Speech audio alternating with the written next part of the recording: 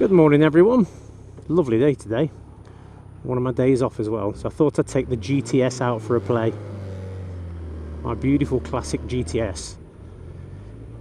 I'm often asked by people, positioning. What's the best position to be in generally? Well, things that you need to take into consideration for positioning. Are there any other dangers that you could put yourself too near by moving your position? Any potholes in the road, which usually occur on the tyre line. Any oncoming vehicles that could put you in a direct danger with them. See, if you look here, there's no one behind me. Look at this here. This is where a lot of car tyres are, and this is where you'll tend to find a lot of the potholes actually occur. So sometimes it's advisable to ride in what some people call the sump line. That's the bit in between the two tyres. Because somebody's read something about the sump line, or they've been told it by somebody else, they take it for granted that the sump line is going to be full of oil and diesel and gravel, and that's not always the case. Sometimes you'll find that the sump line is actually more advantageous to be in than either of the tyre tracks, for the following reasons. If it's raining, you'll find that when it's stopped raining, a lot of the time the tyre tracks will stay wet and the sump line will dry out, where a lot of cars have driven over it with their warm engines. So the sump line's a better place to be then. As I've just mentioned before, being in the tyre tracks, you're more likely to come across things like potholes. So again, there's an advantage. Thirdly, where the tyre tracks are, over a period of time, you will find that the tyre tracks have worn smooth or even dipped. And the dipping actually holds more water, and the smoothness means that you haven't got as much grip under braking or possibly cornering. So again, the sump line is possibly going to have a grippier surface due to less wear. The only times it can be bad, of course, is if you stopped at traffic lights and there's been a lot of traffic there and any of the traffic develops oil leaks. And then yes, the oil leak's possibly going to be in the middle of the lane,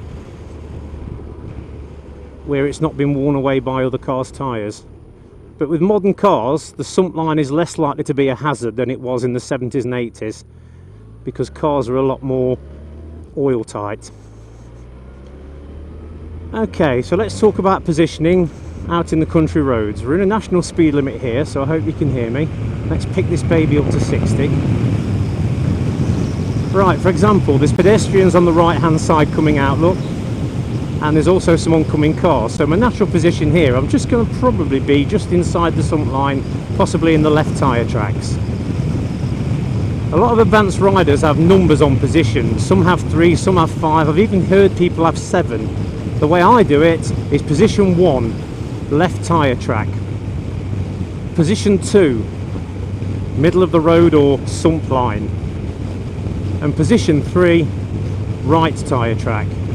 Any further over than that, you look like you're going to possibly get in debris or a raised part of the surface where the white lines are. Any further in, you're going to be getting again debris, and you're going to be getting drain covers. There you go, just see some drain covers coming up there. So on this situation at the moment, the speed that I'm doing doesn't warrant being right out here into position 7, as some people say. You can be in position 3 like I am now, why not? So you can get a nice view around the corner and get a little bit of an earlier decision as to what you're going to be doing. Now we're coming up into a built-up area, so let's move in, equalise the danger as we say, or slice the danger down the middle, which is the oncoming cars and the curb. I'm going to be turning left here. I'm in a 30 limit, checking my mirrors indicating left. There's a car coming up that I'm going to need to give way to. I'm possibly going to be looking at overtaking him in the not too distant future. My decision's already been made. Okay, here we come to a sharp right-hander. So I'm just going to check my mirrors for any following vehicles. I'm going to put myself into position 1. In position 1, I'm not too close to the curb, and I can look around this corner and I can get an earlier view, and it also keeps me away from any cars that may be crossing the road. Now we have a left-hand bend, so I'm going to put myself into position 3, not too close to the solid white lines. I'll go into that in a minute. Staying in position 3, looking around the corner and driving away. I'm in a national speed limit, there's a lorry and an oncoming car. So mirror, move into position 1 and allow for any short-tempered or impatient cars that might be wanting to overtake that lorry. And the same again, look, that's coming up too. So watch out. If they do suddenly pull out, there's a little bit of room for error for me. Now I'm going to move out a little bit here because of the junction and the oncoming car. I'm in the sump line, or position 2, where I'm slicing the danger down the middle. And now there's a bit of dead ground over the humpback, so I'm going to move in a little bit between position 1 and 2. Okay, there's a right hand bend coming up now, so there's no need to move. So staying in position 1, checking the mirrors to make sure there's no one behind me. Position 1's all I need. Any closer you can see there's a bad road surface there, and I'm putting myself in all the grit and gravel. Still on a right-hander, so I'm going to stay in position 1. And now as I go around the corner I can see that there's a left-hander coming up, but there's an oncoming car. So I'm going to bring the speed down, move over towards position 3 and watch for any oncoming vehicles that may be on the wrong side of the road. Remember, the bottom line on the rules is make sure you can stop in the distance you can see to be clear. So when people are saying let's exaggerate it and be out here, why? If you can't see and you can't move, you don't get an advantage by moving out, move in a little bit and then make sure you can stop in that distance you can see to be clear. Okay, back into a 30, there's a car at the junction, so I'm over here and then I'm now slicing that danger down the middle because of the oncoming car. Otherwise I would have stayed near the white line. And again, another car at the junction, mirror. I don't know why I did a shoulder, that's from the olden days, but again, if you want to do a shoulder check, then do one, it's not a problem. Okay, his wheels are still.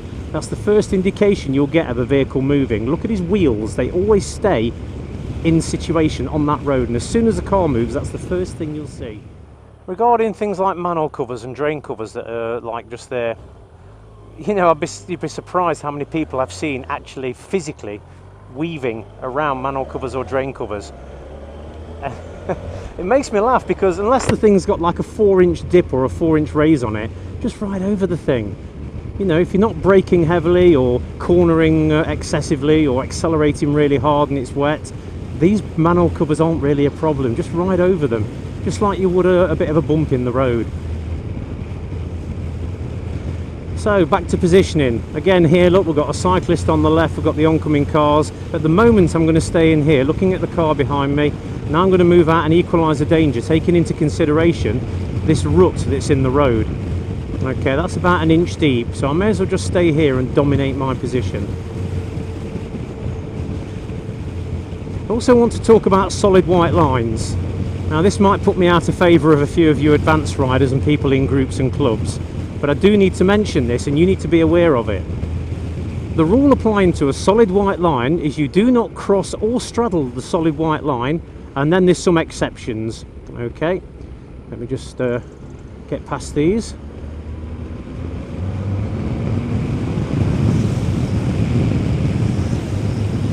Now if you're doing your advanced, you need to bear in mind that you're not allowed to break the laws.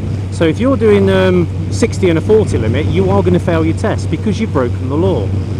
If you're overtaking somebody doing 55 in a 60 limit and you overtake them and touch 70 on an overtake and then back in, which, taking the law apart, I personally think is actually safer to do, then again you will fail.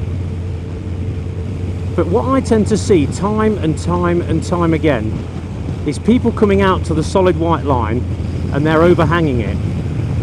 You need to be aware of the law. I'm going to put it up on the screen here. It basically says that the white line that is solid has to be kept on the off side of the vehicle. Now the off side of a vehicle, for example on this bike, is the mirror or the handlebar, or on some of the bigger bikes it's the panniers.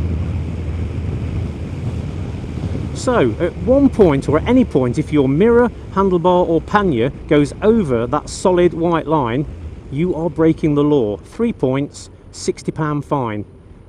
So advanced groups, let's have this talked about at your next meeting. You can't possibly be entitled to allow somebody to break the law on one occasion and not allow them to break the law on the other occasion. A lot of people seem to think that the actual rule is the offside of the bike or what have you, or the motorcycle is the wheels that's the law. It's not. It's the offside of the vehicle.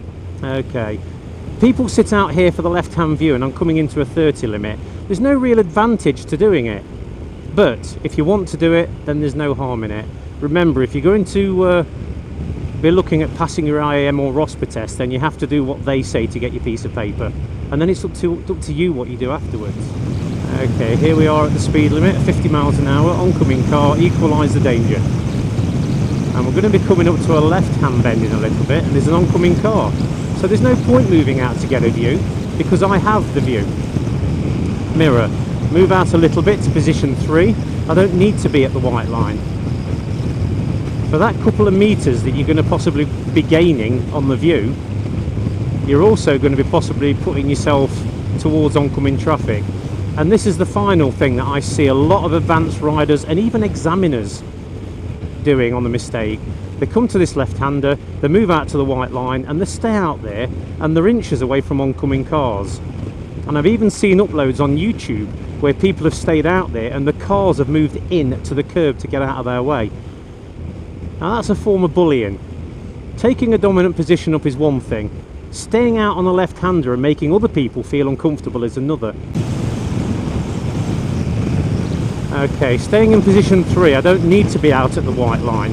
And also, by being in position 3, you notice, it puts me a little bit further away from the oncoming cars. You can also see, or I can see, that the road surface is smoother on the tyre tracks than it is on the sump line. So somebody once said to me that being in the sump line is the worst of both worlds. I totally disagree. Being in position 1 or 7, in my opinion, is worst of both worlds, because you're inches away from getting it wrong and going off the road, or you're inches away from having a head-on with a car that's distracted. I'd rather be in the sump line than position 1 or 7. Okay, so keep my position out here to number 3. Staying out, keeping a safe distance and a steady throttle. Again, stay in position 3, it's not a problem. Okay, so it's a left turn. Here, for a left turn positioning, I would just be in the middle of this lane. There's no advantage to being in or out on this lane, and this is a dominant position and discourages people from overtaking you in the same lane.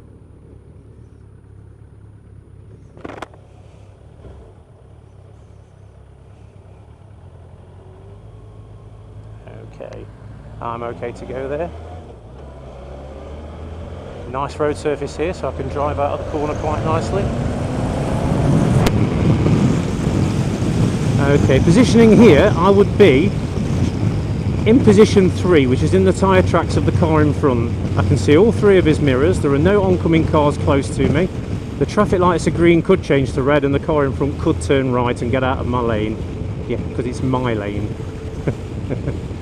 Okay, keeping a safe following distance. This is another problem that people have where positioning and distance is a concern. They close into an overtaking position when there isn't an overtake on, and that just simply intimidates the cars in front.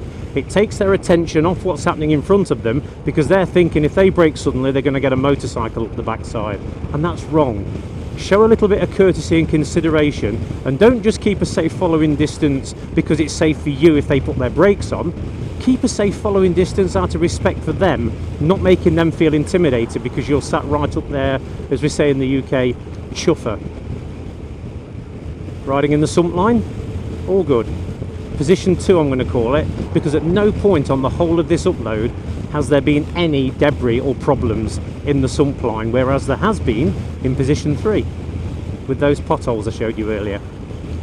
So stay in position 2 for now, there's no harm in it.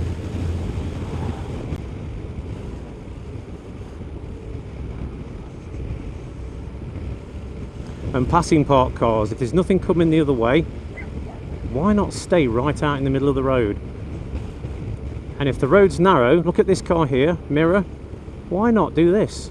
Why not move right out? Equalise the danger. Nothing coming, so I'm staying here at the moment. Now I'm going to move in.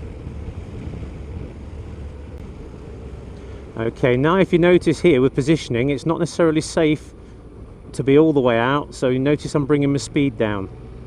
So you notice my speed's right down here, equalising the danger, but this puts me quite close to both the dangers, so therefore my speed has to come down to allow for it. Look underneath the wheels of cars as well. That'll give you an idea if there's anything like a dog or a kid in front of the car. And positioning here equalised halfway between the parked car and the curb. Now I'm going to turn right, so positioning here is in the centre of the road. So there you go, you're getting an idea of what I'm talking about with position. Watching him, watch. I always say watch, don't I? So go out and have a little practice yourself. You can see here, look, in position 1, where also the drains are and everything, it's sunken. The road surface just there is actually quite bad. So again, on a right-hander, in position 1, I'd have had a lot of undulating, bad road surface. We're moving into position 2, if that was the case, and bringing my speed down so that I can stop in the distance I can see to be clear, it wouldn't have been a problem. That's the end of the lesson. Hope you enjoyed it, everybody. Bye-bye.